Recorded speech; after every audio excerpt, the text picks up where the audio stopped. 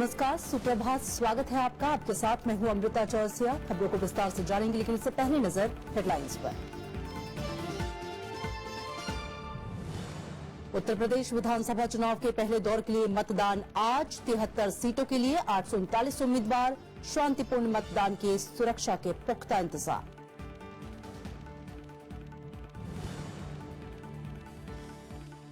तमिलनाडु की राजनीति में नया मोड़। अध्यक्ष मंडल के प्रमुख को शशिकला ने हटाया। जवाबी कार्रवाई में शशिकला महासचिव पद से बर्खास्त। राजभवन का केंद्र को कोई रिपोर्ट भेजने से इनकार।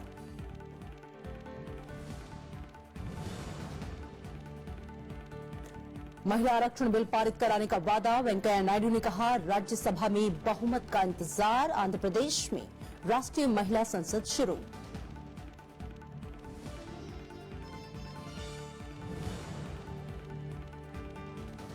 कागजी कंपनियों पर लगेगी लगाम। सरकार ने टास्क फोर्स के गठन का किया ऐलान। राजस्व सचिव की अध्यक्षता में काम करेगी समिति।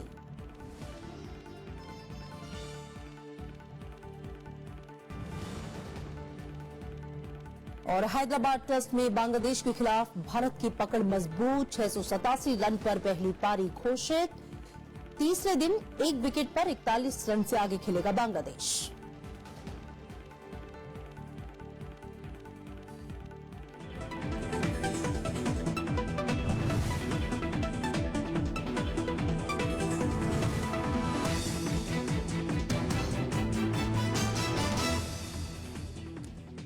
उत्तर प्रदेश विधानसभा चुनाव के पहले दौर के मतदान की प्रक्रिया शुरू हो गई है। पश्चिम उत्तर प्रदेश के 15 जिलों की 73 सीटों पर आज वोट डाले जा रहे हैं। मतदान का काम शाम 5 बजे तक होगा। पहले दौर के जिन 15 जिलों में मतदान हो रहा है उनमें बागपत, मुजफ्फरनगर, शामली, मेरठ, गाजियाबाद, बुलंदशहर, अलीगढ़, आगरा और एटा जिलों पर सबकी निगाहें रहेंगी। पहले दौर में करीब 2 करोड़ 57 लाख वोटर 26,823 बूथों पर अपने मताधिकार का इस्तेमाल कर सकेंगे। इनमें 1 करोड़ 17 लाख महिलाएं हैं। इस दौर में करीब 24 लाख वोटर 18 से 19 साल की उम्र के हैं। 73 सीटों पर शांतिपूर्ण मतदान के लिए चुनाव आयोग ने सुरक्षा के लिहाज से पुख्ता इंतजाम किए हुए हैं।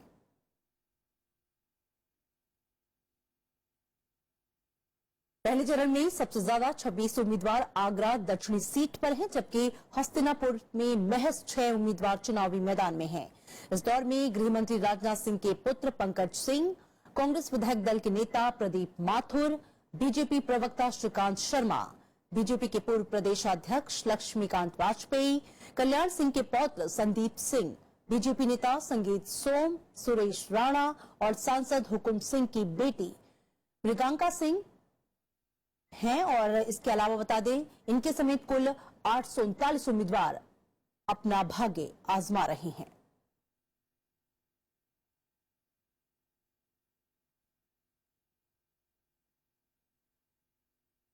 और सीधा रुख करेंगे मुजफ्फरनगर का। पंचानंद हमारे संवाददाता वहां से जुड़ रहे हैं। पंचानंद, तकरीबन 7 तो बज ही चुके हैं और वोटिंग की प्रक्रिया भी अब शुरू हो रही होगी।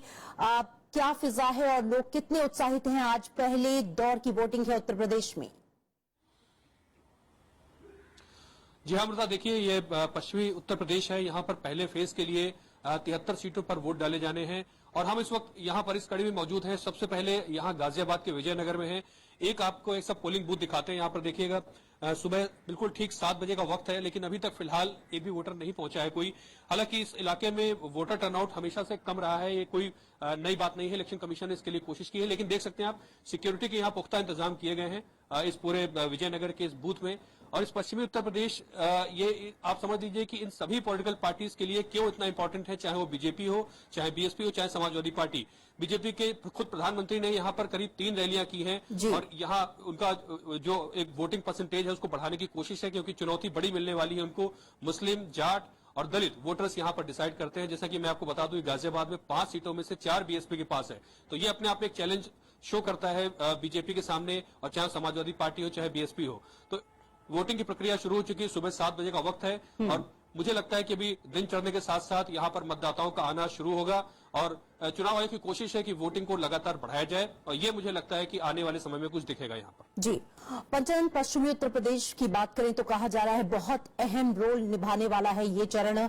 जिन सीटों पर आज चुनाव होने वाले हैं वो कौन से अहम मुद्दे हैं जो जहन में है इस एक क्षेत्र के मतदाताओं के, जिन्हें लेकर वो आज वोट करने निकल रहे हैं? यहाँ देखिए, जो सबसे बड़ी बात ये कही जाती है कि आज जो चुनाव हो रहे हैं, चाहे वो लोकसभा का हो चाहे विधानसभाओं के, सबसे ज्यादा जो विकास का मुद्दा यहाँ पर कहा जाता है। लेकिन जो लोगों के आरोप है, जो मतदाताओं का कहना है कि विकास उन्हें जो लोकल लोग हैं वहां पर लोकल समस्याएं उनको उनकी सॉल्व होती नजर नहीं आती। तो सबसे बड़ी चीज यही है कि वो अपने नेताओं से, अपने राजनेताओं से विकास की उम्मीदें रखते हैं। लेकिन उसके बाद ये अलग है कि बीजेपी है, वो केंद्र में सत्तारूढ़ है, उसकी यहाँ पर लगातार कोशिश है कि अपना जनाधार को बढ़ाया जाए। उत्तर प्रदेश में वो वापसी की कोशिश में है। तो वहीं जो गठबंधन बनाए यहाँ कांग्रेस और समाजवादी पार्टी का, उनकी कोशिश है कि किसी तरह से जो मुस्लिम जो वोट है उनका भटकाव ना होने दें, उसको एक जगह कंसोलिडेट करें और उसको हासिल करने की कोशिश करें। और वेस्टर्न यूपी में ये पूरी ये पहले और दूसरे चरण दोनों में ही ये दोनों फैक्टर बहुत अहम साबित हो सकते हैं, चाहे वो मुस्लिम्स का हो, दलित का हो, चाहे जाटों का हो।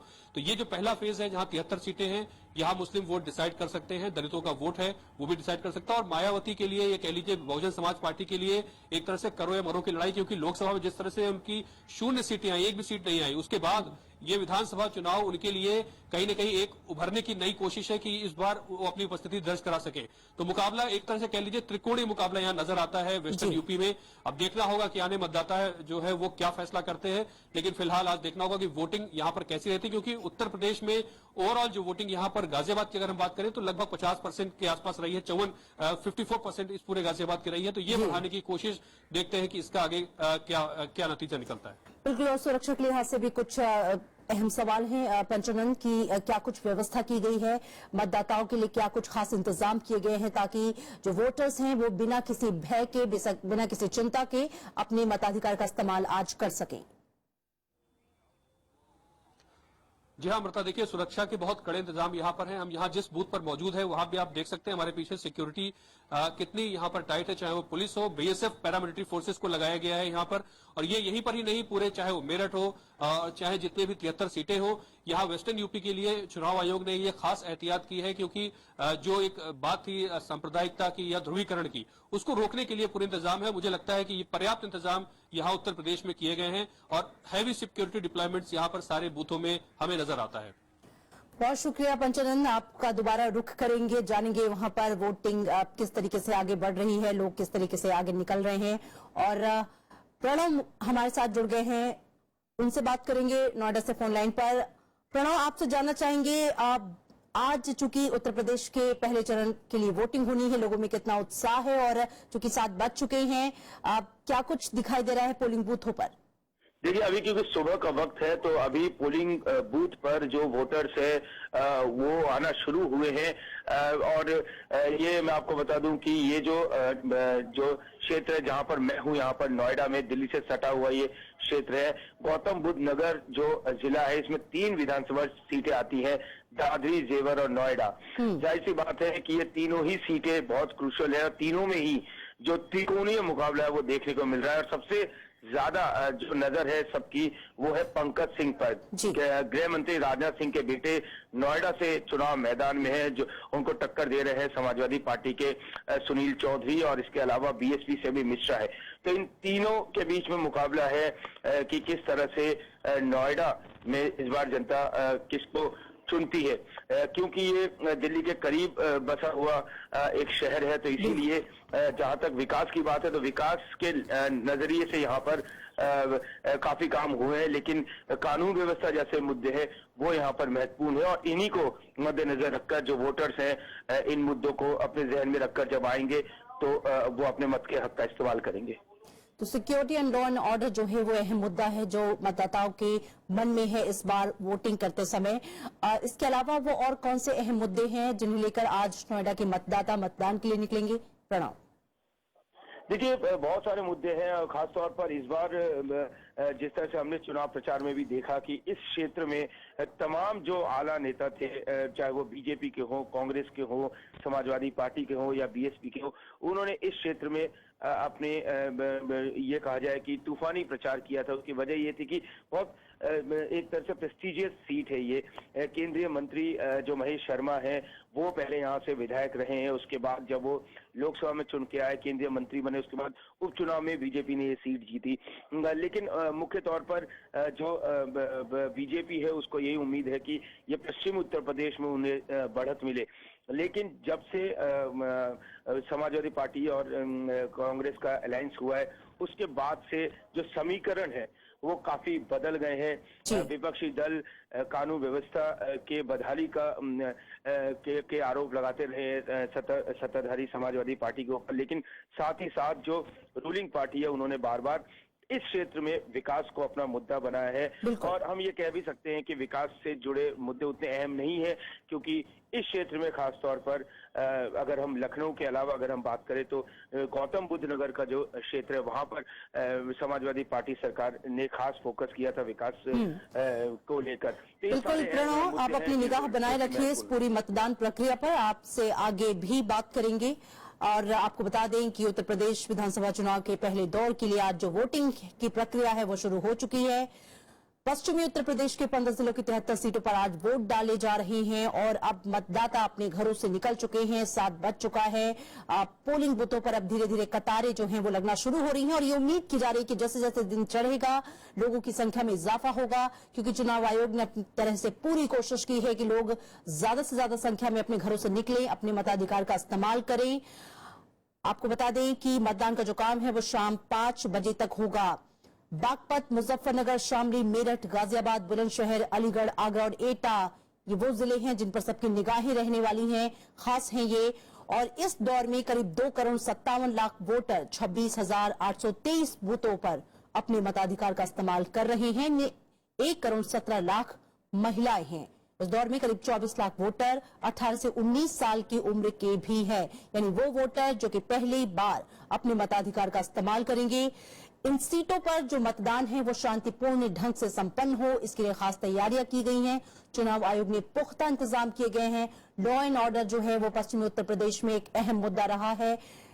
और चलिए आगरा का रुख कर लेते हैं। विशाल दहिया हमारे संवाददाता वहां पर मौजूद हैं।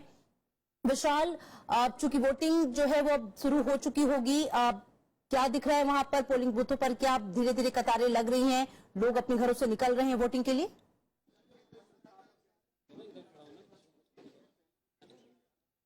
जी बिल्कुल, आप मेरे पीछे देख पा रही होंगी कि सुबह 7 बजने के बाद लगभग 5 से 7 मिनट का समय गुजरा है, लेकिन कतार यहाँ काफी लंबी है और हम यहाँ सुबह 6 बजे से मौजूद हैं। लोग 6:30 बजे से आना शुरू हो गए थे, तो सीधे तौर पर एक उत्साह जरूर है लोगों में और कतार धीरे धीरे लंबी होती जा रही है। तैयारियां जो चुनाव आयोग की जो टीम है, खासतौर पर जो अलग अलग पोलिंग बूथ पर जो लोग लगाए गए हैं, उन्होंने तैयारियां अपनी सुबह 5 बजे से शुरू कर दी थी। जो ईवीएम मशीन्स हैं उनकी एक बार फिर सुबह टेस्टिंग की गई, इस बात को सुनिश्चित करने के लिए कि उनमें से किसी ईवीएम मशीन में किसी तरह की कोई दिक्कत नहीं है। और ठीक 7 बजे मतदान की प्रक्रिया शुरू हो चुकी है। लोग एक एक कर अंदर जा रहे हैं। कतार और लोगों की अगर बात करें तो एक बार फिर मैं आपको बता दूं कि लगातार लंबी होती जा रही है लाइन। तो ये इस बात का सीधा संकेत है कि लोग बड़ी संख्या में निकलकर बाहर आ रहे हैं। और आगरा शहर जहां इस वक्त हम मौजूद हैं, वहां ये जो पहला चरण है मतदान का, इसमें आगरा जिले में सबसे ज्यादा सीटें हैं, यानी कि 73 सीटें जो जिन पर मतदान आज 9 सीटें आगरा जिले में है। आगरा शहर से जो इस वक्त 2 सीटों पर मतदान हो रहा है, आगरा उत्तर और आगरा दक्षिण, उस पर काफी लंबी कतारें न केवल यहां इस मतदान केंद्र पर जहां मौजूद हैं, बल्कि और कई मतदान केंद्रों पर, खासतौर पर शहर के अंदरूनी इलाकों में जो मतदान केंद्र हैं, वहां बड़ी संख्या में लोग निकलकर सामने आ रहे हैं। बिल्कुल विशाल, आगे रुक करेंगे आपका। शुक्रिया इस जानकारी के लिए। तो लोग जो हैं वो उत्साह के साथ अपने घरों से निकल रहे हैं और कतारें लंबी होती चली जा रही हैं। उत्तर प्रदेश में दूसरे चरण के चुनाव के लिए प्रचार ने जोर पकड़ लिया है। प्रधानमंत्री नरेंद्र मोदी ने कल 4 रैलियों को संबोधित किया। बिजनौर में रैली करते हुए कानून व्यवस्था के लिए राज्य सरकार की आलोचना की, तो वहीं हरिद्वार में रैली करते हुए उन्होंने हरीश रावत सरकार की खामियां गिनाई। बिजनौर रैली में प्रधानमंत्री नरेंद्र मोदी ने मुख्यमंत्री अखिलेश यादव पर तीखा हमला बोला। उन्होंने अखिलेश यादव पर विरोधियों को जेल में डालने के लिए कानून के दुरुपयोग का आरोप लगाया। उन्होंने कहा कि उत्तर प्रदेश में कानून व्यवस्था पूरी तरह खत्म हो चुकी है। प्रधानमंत्री ने समाजवादी पार्टी और कांग्रेस गठबंधन को दो कुनबों का मेल बताया। जो महीने पहले लड़ाई लड़ते थे, 27 साल उत्तर प्रदेश बिहार तू मैं करते थे, लेकिन जब उन्होंने देखा कि चारों तरफ कमल दिखाई दे रहा है, तो फिर निकल पड़े, आग गले लग गया। उधर हरिद्वार में प्रधानमंत्री ने हरीश रावत सरकार की जमकर निंदा की। उन्होंने कहा कि राज्य में लूट का तंत्र चल रहा है और बीजेपी सरकार बनने के बाद ये खत्म होगा। ये लूट चलाने वाले, ये जंगलों को बेचने वाले, मैं आपको विश्वास देता हूं, भाजपा की उत्तराखंड की नई सरकार एक एक का हिसाब पूरा करेगी। उत्तर प्रदेश में दूसरे दौर का चुनाव 15 फरवरी को होना है। इस दौर में 67 सीटों पर वोट डाले जाएंगे। वहीं उत्तराखंड की सभी 70 सीटों पर एक दौर में 15 फरवरी को मतदान होगा। Bureau report, Rajya Sabha TV. प्रधानमंत्री नरेंद्र मोदी आज उत्तर प्रदेश और उत्तराखंड में रैली करेंगे। प्रधानमंत्री उत्तराखंड के रुद्रपुर में जनसभा को संबोधित करेंगे, तो वहीं उत्तर प्रदेश के बदायूं में भी रैली को संबोधित करेंगे। उत्तर प्रदेश में दूसरे दौर के लिए 15 फरवरी को वोट डाले जाएंगे। उधर उत्तराखंड में भी 15 फरवरी को ही मतदान होगा। उत्तर प्रदेश में दूसरे दौर के लिए समाजवादी पार्टी और बीएसपी ने भी पूरी ताकत झोंक दी है। इस बाबत कल अखिलेश यादव ने पीलीभीत, शाहजहांपुर और बरेली में रैली की। वहीं मायावती ने मुरादाबाद और लखीमपुर में रैली कर अखिलेश सरकार पर अपराधियों को संरक्षण देने का आरोप लगाया। प्रमुख और उत्तर प्रदेश के मुख्यमंत्री अखिलेश यादव ने पीलीभीत में रैली की। उन्होंने नोटबंदी को लेकर प्रधानमंत्री को घेरने की कोशिश की। उन्होंने कहा कि प्रधानमंत्री वादा तो करते हैं लेकिन निभाते नहीं हैं।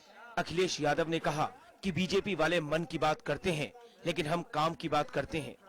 भारतीय जनता पार्टी के लोगों ने हमारे गांव में रहने वाले गरीब किसान और जो भी पैसा था उनका सबका काला पैसा बता दिया। इतना समय गुजर गया, कोई जनता के लिए काम किया हो तो बताते हैं। केवल मन की बात की और समाजवादियों ने कम से कम काम की बात की। उधर मुरादाबाद रैली में बीएसपी प्रमुख मायावती समाजवादी पार्टी और बीजेपी पर जमकर बरसीं। मायावती ने कहा कि जनता बीजेपी के नोटबंदी और सपा के जंगल राज से परेशान है। उन्होंने कांग्रेस पर अल्पसंख्यक विरोधी समाजवादी पार्टी से हाथ मिलाने का आरोप लगाया। सपा की सरकार के आते ही फिर यहाँ हर प्रकार के अपराध व जुल्म जाति पहले से भी कई गुना ज्यादा बढ़ जाएंगे। मायावती ने वोटरों से कहा कि सपा कांग्रेस गठबंधन को मिले वोट का सीधा फायदा बीजेपी को होगा। उन्होंने राज्य में पूर्ण बहुमत से बीएसपी की सरकार बनने का भरोसा जताया। Bureau report, Rajya Sabha TV. Samajwadi party के संरक्षक मुलायम सिंह यादव आज इटावा के जसवंत नगर में चुनावी रैली करेंगे। मुलायम सिंह के भाई शिवपाल यादव के लिए प्रचार करेंगे। पार्टी के संरक्षक मुलायम सिंह की इस विधानसभा चुनाव में ये पहली रैली होगी। वहीं मुख्यमंत्री अखिलेश यादव भी आज कई जनसभाओं को संबोधित करेंगे। अखिलेश मुरादाबाद में 3, रामपुर में 3 और बरेली में रैली करेंगे। तो दूसरे दौर के लिए भी, उत्तर प्रदेश के दूसरे चरण के लिए भी जो चुनाव प्रचार है वो जोर पकड़ चुका है। अलग अलग जो नेता हैं वो अलग अलग क्षेत्रों में आज चुनावी रैलियां कर रहे हैं। आज प्रधानमंत्री की भी रैलियां हैं, मुख्यमंत्री अखिलेश यादव की रैलियां हैं और पहली बार जो समाजवादी पार्टी के संरक्षक हैं मुलायम सिंह यादव आज वो भी रैली करेंगे। अपने भाई के पक्ष में आज चुनाव प्रचार में वो मैदान में उतरेंगे। तो रैलियां जो हैं वो चरम पर हैं और अब चूंकि पहले दौर की वोटिंग शुरू हो चुकी है, सबकी जो नजरें हैं वो दूसरे चरण के लिए है। कोई कोर कसर ना रह जाए चुनाव प्रचार में, मतदाताओं को लुभाने में, अपनी बातें बताने में, उसके लिए सारी पार्टियां चाहे बीएसपी हो, एसपी हो, बीजेपी हो, कांग्रेस हो, सभी ने अपना पूरा जोर लगा रखा है।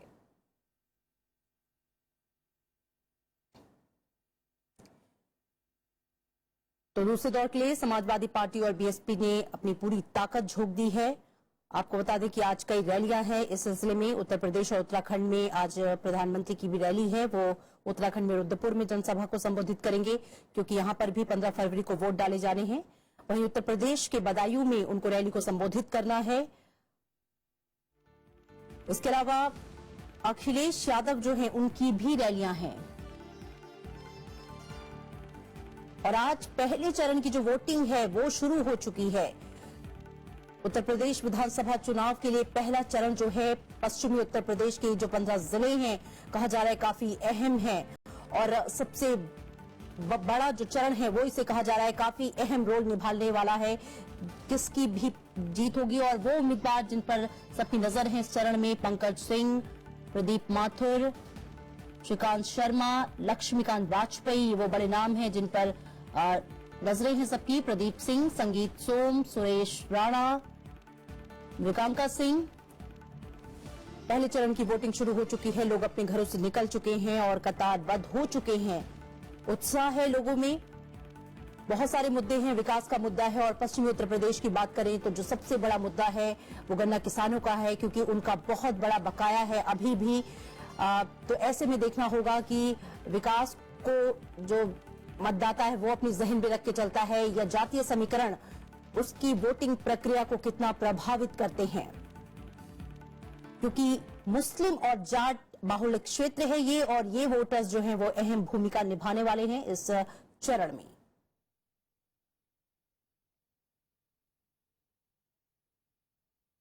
तो सबसे ज्यादा 26 उम्मीदवार अगर हम बात करें तो वो आगरा दक्षिण सीट पर हैं। पहले चरण की बात हो रही है, जिसमें के लिए आज वोटिंग शुरू हो चुकी है। हस्तिनापुर में महज 6 उम्मीदवार चुनाव मैदान में हैं, और गृह मंत्री राजनाथ सिंह के जो पुत्र हैं पंकज सिंह, वो अपनी किस्मत आजमा रहे हैं। नोएडा से कांग्रेस विधायक दल के नेता हैं प्रदीप माथुर, बीजेपी प्रवक्ता हैं श्रीकांत शर्मा, बीजेपी के पूर्व प्रदेशाध्यक्ष हैं लक्ष्मीकांत वाजपेयी, कल्याण सिंह के पौत्र हैं संदीप सिंह, साथ ही बीजेपी नेता संगीत सोम भी हैं, सुरेश राणा, और सांसद हुकुम सिंह की बेटी हैं मृगांका सिंह। इनके समेत कुल 839 उम्मीदवार हैं जो इस चरण में, यानी कि पहले दौर में अपना भाग्य आजमा रहे हैं। विकास, लॉ एंड ऑर्डर, ये बहुत सारे अहम मुद्दे हैं जो इस चरण में अहम भूमिका निभाने वाले हैं। मुस्लिम जाट बाहुल्य क्षेत्र है, देखना होगा कि वो किस पार्टी के पक्ष में अपने मताधिकार का इस्तेमाल करता है। कुछ और खबरें, तमिलनाडु की सियासी संकट जो है वो जारी है। शीर्ष अधिकारियों ने राज्यपाल सी विद्यासागर राव से मिलकर ताजा हालात पर चर्चा की। मद्रास हाईकोर्ट ने विधायकों पर दबाव के आरोपों पर राज्य सरकार से जवाब मांगा है। डीएमके के कार्यकारी अध्यक्ष एन.के. स्टालिन ने राज्यपाल से मिलकर रिजॉर्ट में रखे गए अन्नाद्रमुक विधायकों को छुड़वाने की मांग की है। इस बीच राजभवन के ताजा राजनीतिक हालात की रिपोर्ट केंद्र सरकार को भेजने से इनकार किया गया है। तमिलनाडु में सियासी संकट के बीच शुक्रवार को शीर्ष अधिकारियों ने राज्यपाल सी विद्यासागर राव से मुलाकात की। इनमें मुख्य सचिव गिरिजा वैद्यनाथन, डीजीपी टी.के. राजेंद्र और पुलिस कमिश्नर एस. जॉर्ज शामिल थे।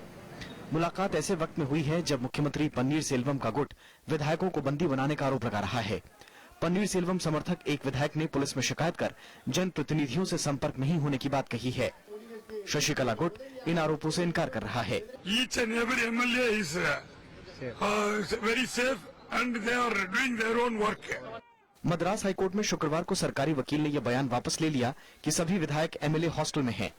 कोर्ट ने कहा कि कुछ विधायकों को बंदी बनाकर रखने की बात अगर सही है तो यह गंभीर मामला है। इस बीच अन्नाद्रमुक महासचिव वी.के. शशिकला ने पार्टी अध्यक्ष मंडल के प्रमुख ई. मधुसूदनन को बर्खास्त कर दिया है। मधुसूदनन ने गुरुवार को मुख्यमंत्री ओ. पन्नीर सेल्वम के समर्थन का ऐलान किया था। मधुसूदनन की जगह ये पद के.ए. सेंगोटायन को दिया गया है। पार्टी में अध्यक्ष मंडल प्रमुख को ही आम परिषद की बैठक बुलाने का अधिकार है। We received the complaint that he has gone to election commission and they have given the complaint against the general secretary. It is against the rule of the party. So it is the decision of a general secretary and also Mr. Sengotain is also a senior member. इस बीच अन्नाद्रमुक नेता और पूर्व केंद्रीय मंत्री ई. पुन्नुस्वामी ने पन्नीर सेल्वम को समर्थन देने का ऐलान किया है। उन्होंने मुख्यमंत्री से मुलाकात की और विधायकों से पन्नीर सेल्वम के साथ आने की अपील की।